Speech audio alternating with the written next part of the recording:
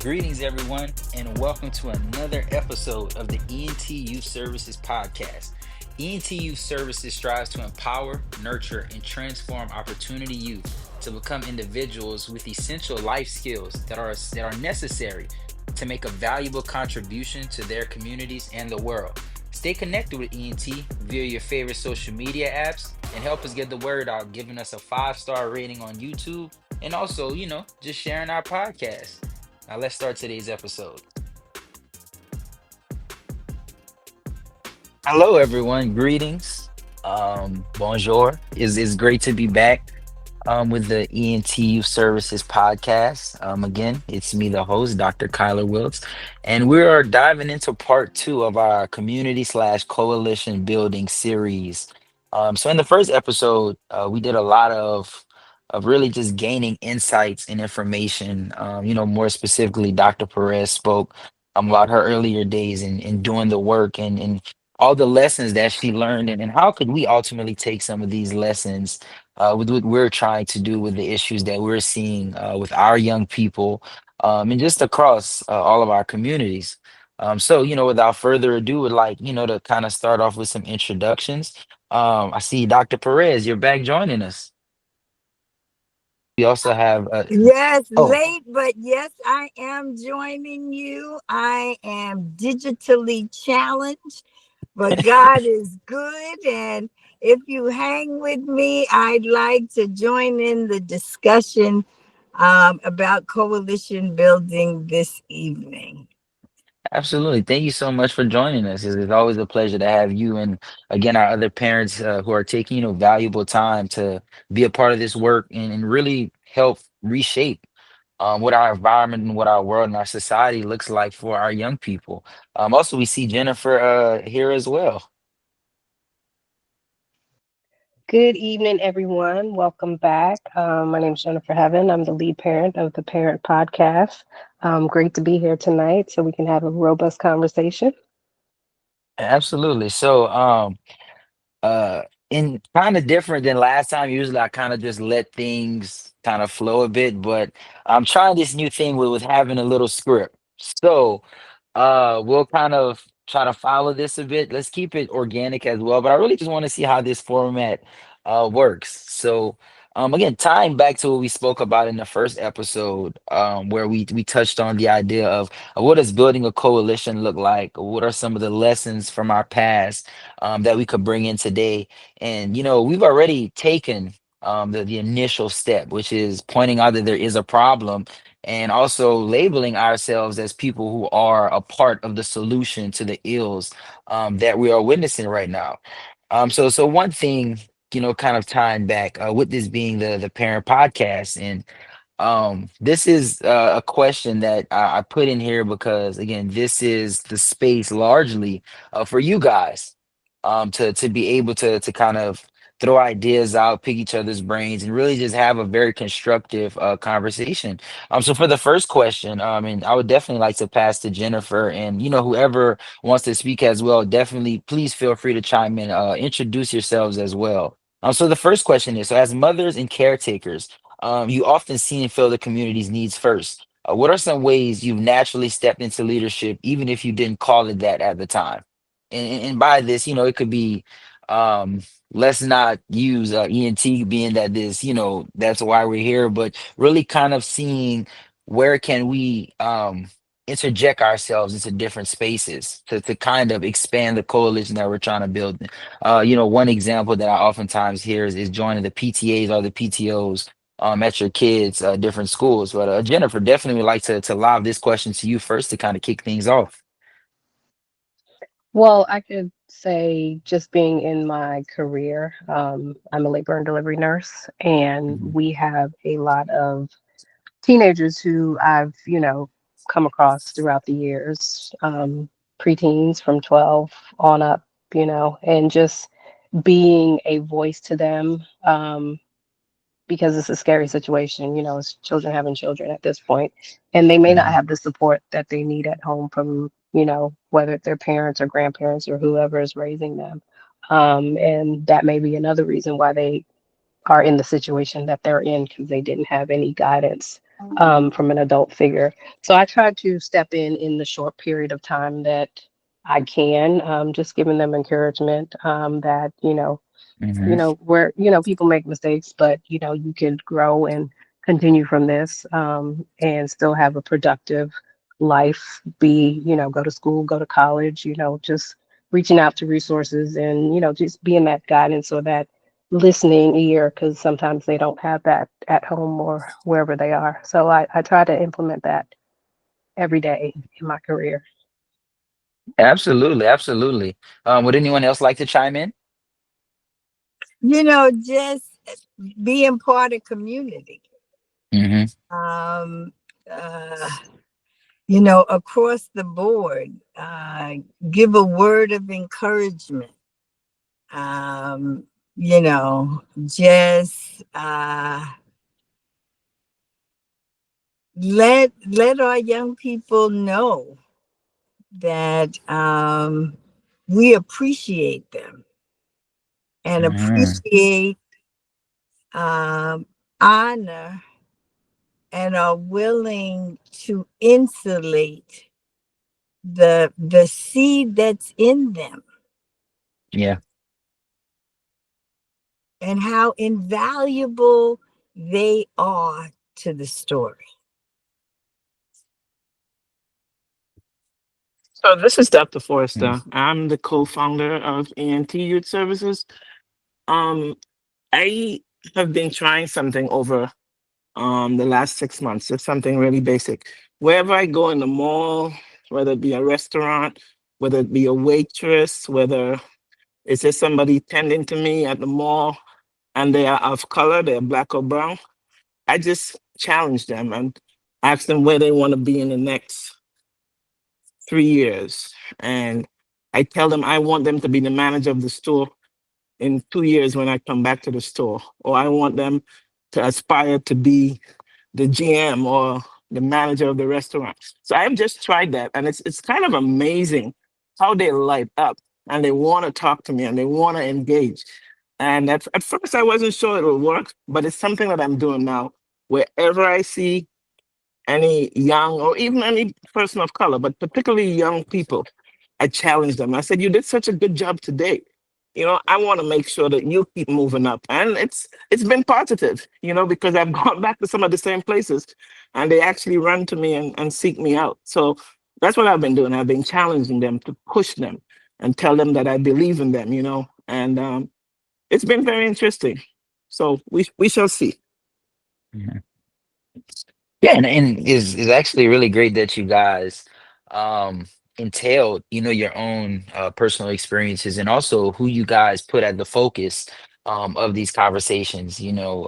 With me coming from a medical background, is it's kind of funny in a sense, this whole, the push for patient-centered care and being more individualistic within how we come across individual patients as and seeing them as the total person, which again, you would always kind of have hoped that that's how these things were. But as we're kind of focusing on the issues within our communities, it's extremely important to center these conversations and these initiatives on those that are impacted the most. So I guess, we mention it and outline the things that we do to try to center people, but oftentimes the conversation about like the why behind like why we take these specific paths within our initiatives and with our energy, why is it important, why is it vital for any type of coalition building or community investment to take heed to those that's their everyday experience. Why are those voices so important within these conversations to you all, and what has it looked like in your experiences when the disenfranchised are also the muted, the silenced and the voiceless, and then how does that manifest as kind of like a pushback towards building initiatives and building trust within these communities, within us, to be able to get the job done, to be able to be change makers and trailblazers for positive outcomes within these communities. Why um is providing that equal stake of their voice like so much, I would argue is more important. than us just going in certain spaces and kind of making room. And in a sense, some people take it as you're trying to tell me what to do, or what I should want, or how I should go about it. So what are you guys' thoughts on that? I just think it's that, particularly in the times that we live in, it's kind of hard, to break the ice, so to speak, to these kids who and these families who have just been kind of covered in all this negativism and just hopelessness. So, we just have to kind of tell them, like they can do it, but we have to kind of pour in and empower them, and give them that light that they need, because it's not easy for them. It's easy for me to Mhm, tell you, Kyler, that you could be this next surgeon general, or you could be the next department chair of surgery in the next couple of weeks, because you could actually see that. It's within reach for you. It's your parents have given you what you need, the tools you've needed all your life, and the teachers in your village has been solid. A lot of these kids, they don't have that. So that's mhm, where an ENT comes in. That's where a Kyla Wilkes comes in. That's where Lucy Perez comes in. That's where, Luisa de la Cruz comes in at her job, or wherever we find ourselves. mhm, We have to ignite that fire. Sometimes it's hard for people to start it up for themselves. We have to kind of put the gasoline and then ignite it for them. So I think it's not an easy task, and it mhm, has to be a collective effort, and that's part of what ENT um, wants to do. We really have to help them jumpstart it, because it's hard sometimes. It's you might think it's within reach for this kid to get to finish high school, because mhm, yeah, it's we compare that child with ourselves, but it's not an easy feat for them to get up, to get to school, catch the bus, whatever barriers or they might deal with. So simple things, we have to kind of look at simple things, the low hanging fruit. Sometimes it's not that easy for them to attain, and I think that's the first thing we have to understand, that we have to work with them, and it's going to take a lot of pouring into, a lot of reminding them that they can do it, and then mhm, a lot of running with them. You just can't say, well, okay, you could make it, it's only about 50 meters from here to there. You actually got to put on your shoes and run with that person, and sometimes that's the hardest challenge. They need that support. mhm. And Yes, with ma'am. me that I'm sorry. Oh no, you're fine. I was gonna say I absolutely agree with those notions. Um, or my mentorship model, and one thing that I oftentimes try to live by is this idea of being what I wish that I had. You know, growing up where I did, having those role models to lean on, and more specifically, in the medical profession or career wise. Of course, I have my parents, as Dr. Forrester mentioned, but having those role models and that external support system that's not within the home is extremely important. It absolutely does take a village, and within a village, everyone has a specific role that is important for the nurturing of the specific child or the young people as a whole. Dr. Perez, after you, Ms. Dela Cruz, I also saw that you raised your hand. So after Dr. Perez, the floor is yours. I just wanted to add that it's also, since I'm so much more senior, that that that we don't burn our young out Hmm. because you are so passionate, because you do want to give what you might not have been given. But then it's also it's important for us to then become the buffer, Hmm. because for our community, the attack is greater now than it was half a century ago. Hmm. People are saying what they used to whisper out loud and putting it in writing. So it's almost as if we have to raise a standard of advocacy for us. and shouting when you're waiting online. Talk about the atrocities that are going on. Talk about it to our families. Discuss it. And then older people, I mean, it's a hangout card almost. No, we can't shut up. We can't say, in the church they say we's no ways tired. And Dr. Forrester will attest to it. Her father pours into me. Just hearing his voice insulates me to then be able to fight for brothers and sisters who may not be able to talk out loud where they are. So when we talk about coalition building and making sure so people don't feel like they keep the secret, we know we're under attack. We need to know when you are being treated unfairly so that we can prepare and address it. And our people have to feel comfortable saying, I need good help, Yeah. not welfare. I need good help.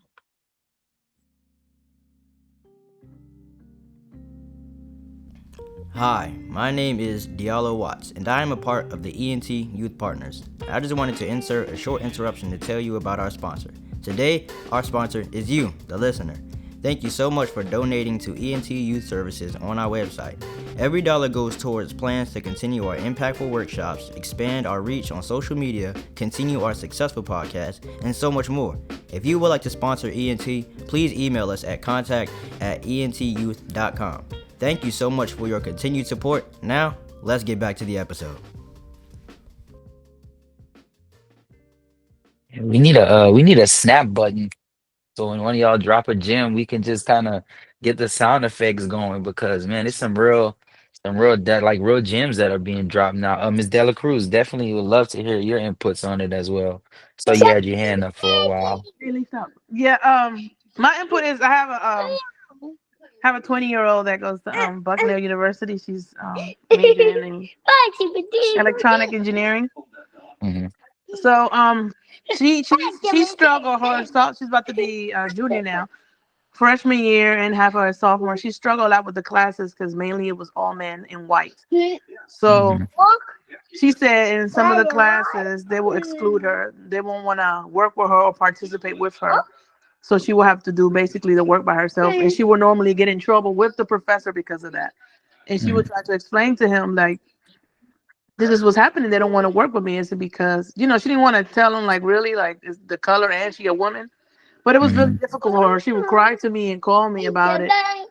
And as a mother, it's really hard. I try not to cry with her. I try to just give her good advice and encourage and tell her God loves her and God's always there with her, and she can do Hmm. it. But it's a struggle, especially for a Black woman. She's an excellent student and she's in a really hard career. So she's about to be a junior now and she's doing very well. She said it's gotten better. She has Hmm. to learn to just work on her own and do the best she can. So Yes, that's man. my Thank you so. input. Yeah, thank you so much for sharing for that sentiment because that's also another part of I guess the hurdle. Like when we're trying to build our own support systems, I think first and foremost, no one should ever have to operate under those type of circumstances, especially when when we take these next steps. We enter these rooms in these spaces. We are there to do good. We are there to improve ourselves. We are there to make our family proud and to make a life for ourselves. So, fortunately, I went to Howard and Xavier, so HBCUs. So I can only imagine the issues that would arise by if I, as a black man, were to have to deal with these situations again. And as you mentioned, much less as a woman of color. in a room with mostly white men, and that kind of segues into the next part of our actionable steps that we can take, right? With ENT, the podcast is again is a think tank, or so to speak, where we come congregate and speak about different ideas that we may have, different experiences, and then mold it into something that we can bring to the world in a tangible sense, and start to take those next steps of action and laying down the cement to the house that we're hoping to bring this community in. And the reason why I said it was the perfect segue is because the next question that I had is, while we are looking to build this space of not invasion into these communities, but invitation, right? How do we build and focus on not only having a culturally inclusive space for all of those who are interested in being a part of this fellowshipping, this family of social improvement and social impact, but while also building trust, not just being open to any and everybody that wants to come in there, irregardless of their motives, right? We want people that are going to be invested for the right reasons, no matter if you're black, white, brown, whatever it is, right? If you are here and you truly believe in leaving a tremendous impact on the lives of our young people, you should have a seat at this table. So, in you guys' opinion, right, from your experiences, your own leadership work, your careers, even raising your kids, right? What are some tips that you feel that while you were on your own journeys, or that even now that we're on this train together to get to the next point, what are some things that we should consider when looking on trying to build this trust among the community stakeholders, building this table that is open for any and everyone, that is open to being impactful in these communities, right? I know one thing for me is, it's always making sure that we treat each and everyone's presence and voice and opinion on equal footing, because we all have something to say. We don't all live the same life. Our experiences aren't a monolith. So there's always something that we can bring and have inputs. And it's also something that I had to learn a lot when I moved to the DMV, because rural South is much different than East Coast, capital of the country. So that was a learning experience for me. But being that many of you have spent a larger amount of time than I have comparatively within these spaces that are just inherently more diverse, and with more culture and ethnicities and people from different backgrounds all within a melting pot, right? So what are some tips, some advice that you would recommend that we can consider while we are moving forward within our initiatives? Hey, Tyler, it's Jennifer. Just to piggyback off that, I just think that, you know, the we can't prejudge Mm, anyone. We look at people and think we know what they've been through, or we know their education, or we know, you know, they can put, a sentence together or can't put a sentence together, or the biases that we have.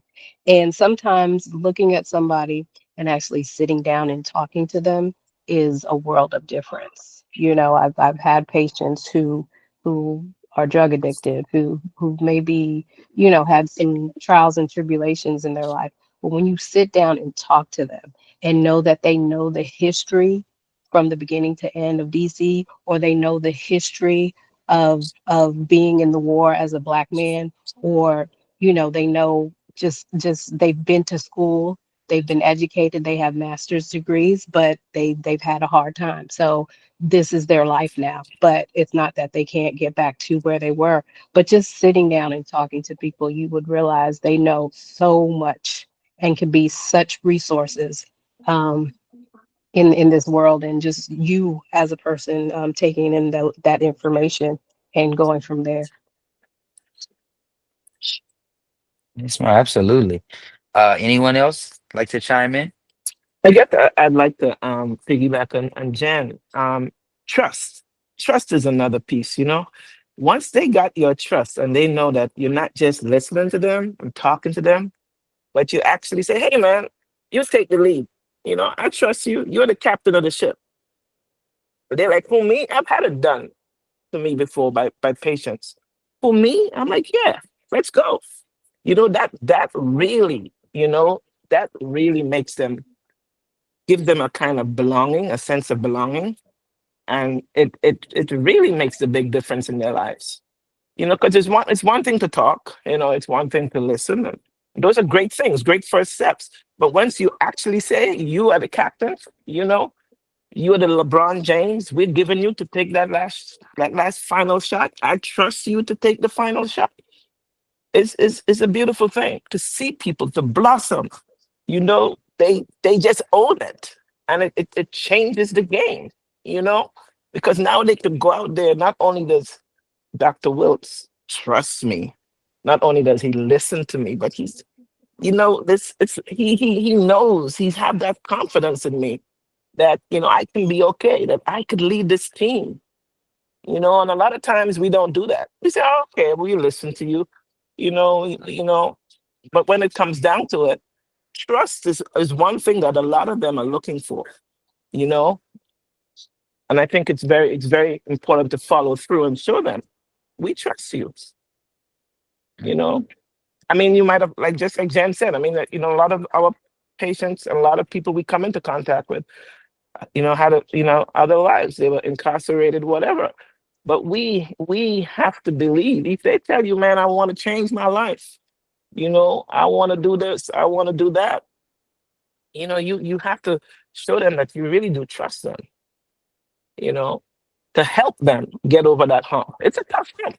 It's a rough hump, and I think a lot of us in society, even myself included sometimes, you're Mhm. like, no, we have to, within reason now, we have to really show them that we do believe you and we trust that you will, you know, do better. Yes, ma'am. Yeah, this reminds me of a conversation I was just having with my dad. Because I had to go, I spoke to some eighth graders in the area for a career day. And just from kind of like my conversation with him, and as I was preparing for my speech with them, and I was like, I need to give them something actionable that isn't too dense, but is very, very straightforward.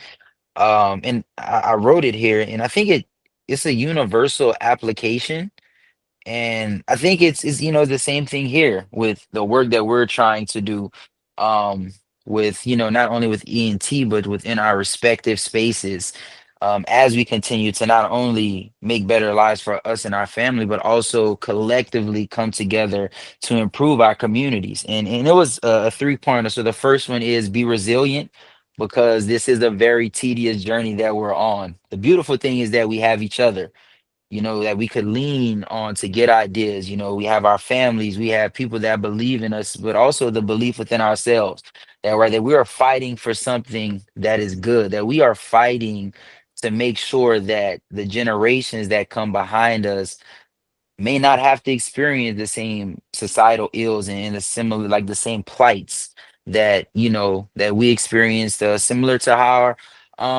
our grandparents and those before them took the steps to kind of pass the baton to us. So being resilient. The next one was be coachable.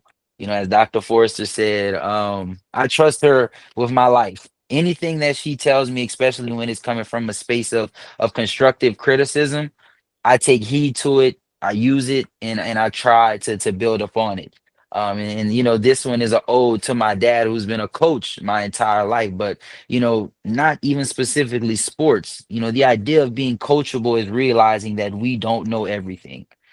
It's about understanding that there are experiences that we may individually never have access to, but the people that we build relationships with within our coalition are there not only to serve as a support system, but that access that we lack.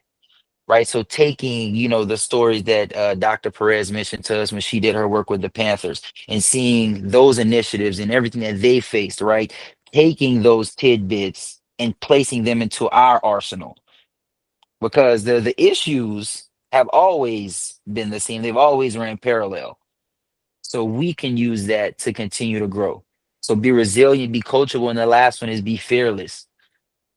And we're telling this to young people, I definitely had to had to be explicitly clear that by fearless, I mean having an unmitigated courage to believe in their capability, but in this sense, our capabilities to be social change makers and movers.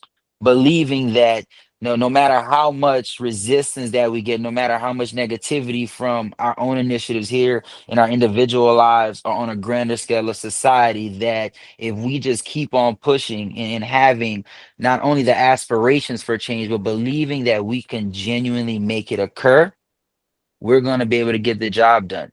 And so, I used those three things and the kids loved it because I was able to get this message to them in less than 10 minutes. So they could have got back on the TikToks. But at the same time, this is universally applicable to everything that we do on a day-to-day basis, but more specifically what we are aiming to do with ENT. So the next thing is I would genuinely love to, as we kind of transition to our next couple of series, really start to map out what does this coalition look like for us? What are some of the other organizations or some of the other people that we can bring in with open arms and welcoming energy? Because we're laying down a beautiful foundation. We have a group of parents who are incredible.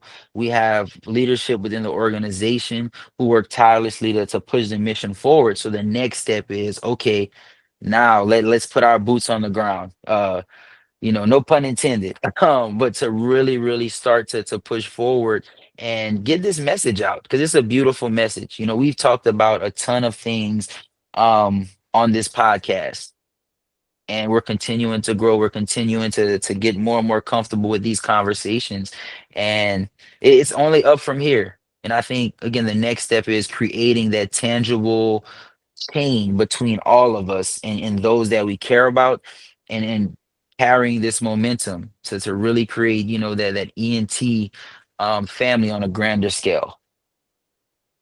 So that was my closing monologue. Does anyone else or would anyone else like to add something as well? No, I think you hit it. Everybody who spoke tonight really hit it. This is where we are. We can't hide from it. We can't run from it, like Dr. Perez was alluding to. We have to deal with this head on. And Mhm. we got to deal with it as a village. I will never forget as a child something that impacted me when I was leaving for the first time to come to the United States. I was taking the escalator up to go to immigration so I could depart. And there was a young man of Indian descent right behind me. And when I looked down the escalator, there were like 300 people from his village, and each person had $1, and it's bringing tears to my eyes right now. And they gave him each, because he told me later on, each person gave him $1. And I said to him, I said, now you can't fail, and I can't fail.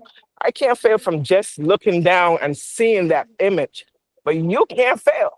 Anytime failure is not an option for you, because anytime you have a tough time, you're going to remember that, and I'm going to remember that. So that's what these kids need. You know, um, they need they need to have that image of their village, and that they need to know that their village is there, withstanding the Antoine Fisher strong. I'm sorry, I'm not going anywhere. Your village is standing strong.